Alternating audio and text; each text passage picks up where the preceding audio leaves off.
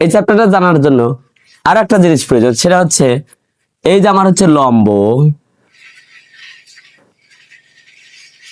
এটা হচ্ছে ভূমি, এটা হচ্ছে অতিভুজ, অর্থাৎ আমাদের ত্রিকোণমিতিক অনুপাতগুলো জানতে হবে। তাইলে আমরা একটা জিনিস খেয়াল করি, দেখো মনে রাখার জন্য একটা সহজ পদ্ধতি আমি বলে দিই। অলস দন্তের সাথে কি সাইন থিটা, লতে লম্ব, অতে অতিভুজ, অতিভুজ। তাহলে আমরা এখানে লিখতে পারি সাইন থিটা সমান লম্ব বাই অতিভুজ, লম্ব বাই অতিভুজ।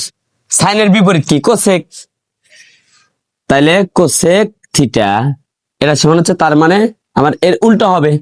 তাহলে অতিভুজ বাই কত বলে লম্ব। আচ্ছা, এখানে যদি আমরা লিখি ভূ, কত হচ্ছে কত কস থিটা, ভূতে ভূমি, অতে অতিভুজ। তাহলে কস থিটার সমান কি বলে ভূমি বাই অতিভুজ।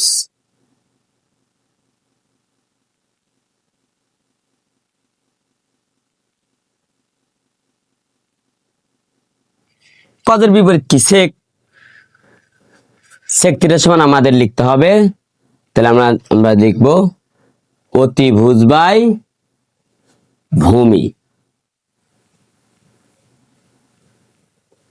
আরেকটা জিনিস হচ্ছে কি ভূ